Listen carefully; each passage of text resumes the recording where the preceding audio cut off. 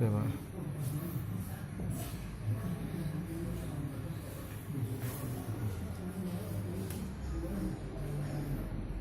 Tambah, Pak.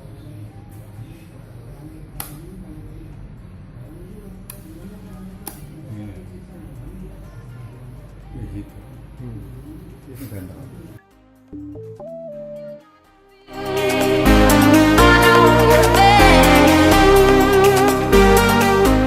Assalamualaikum teman-teman, bagaimana kabarnya? Semoga sehat selalu ya dan selalu diberi rezeki yang melimpah. Seperti pada video yang awal tadi, untuk kipas angin gantung tersebut itu nyalanya itu pelan, dan kemudian yang kedua itu nggak bisa mengarah ke kanan kiri ya, atau nggak bisa berputar dalam artian mengarah ke sana dan kemari ya teman-teman. Yang pertama-tama kita lepaskan bautnya dulu seperti yang ada di atas tadi, dan pastikan di sini mohon maaf, seharusnya kita matikan dulu MCB-nya karena ini kita perbaikan di kantor kecamatan, maka kita otomatis nggak akan mematikan MCB-nya. Karena apa? Karena kita bekerja karena ada tuntutan. Tuntutannya gini, kita memperbaiki tapi lampu masih menyala, maksud saya listriknya harus masih bisa beroperasi. Jadi itu tantangan dari para teknisi ya. Jadi untuk teman-teman yang ingin memperbaiki sendiri, saya sarankan untuk mematikan MCB-nya agar lebih aman.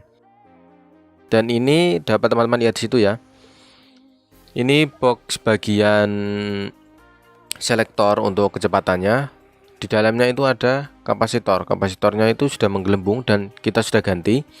Ketika sudah kita ganti, lalu kita pasang kembali.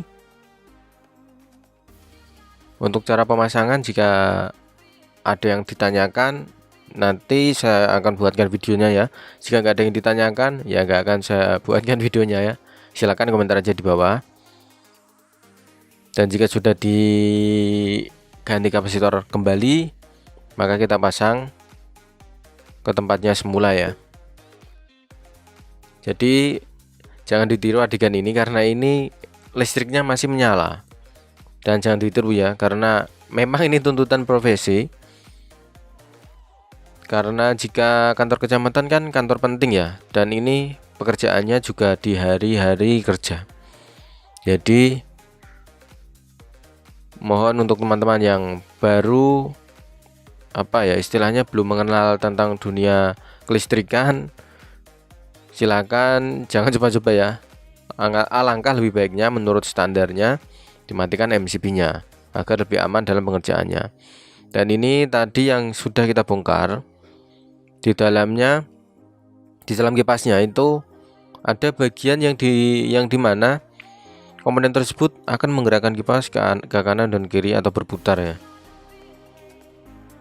Dan kita lepas, yang pastinya kita sudah lepas casingnya tadi bagian belakang, dan kita lepas bagian komponen yang akan memutarkan kipas ke segala arah ya. Jadi seperti itu. Melepasnya cukup mudah ya teman-teman. Jika yang ada yang ditanyakan atau mungkin cara melepasnya gimana, silahkan komentar aja di bawah, nanti akan saya buatkan videonya.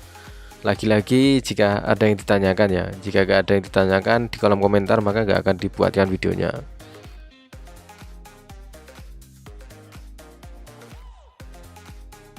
Untuk video ini sebenarnya nggak saya isi suara karena karena sibuk juga, dan ini saya buatkan karena apa? Karena tadi ya pengerjaannya itu listriknya masih menyala atau MCB-nya nggak diturunkan atau nggak dimatikan. Jadi saya sarankan ke teman-teman semua jangan dicoba ya.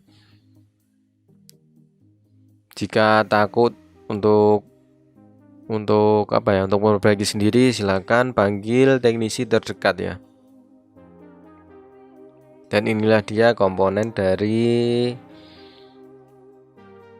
kipas tersebut yang fungsinya untuk menggerakkan kipas ke segala arah.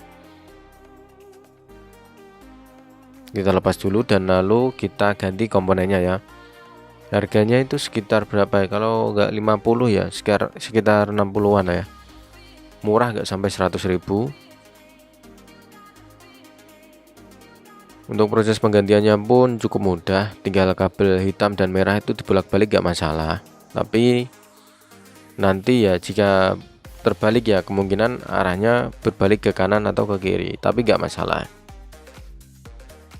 Jadi pemasangannya cukup mudah ya, kita potong dan lalu kita ganti dengan yang baru atau ganti dengan yang masih berfungsi.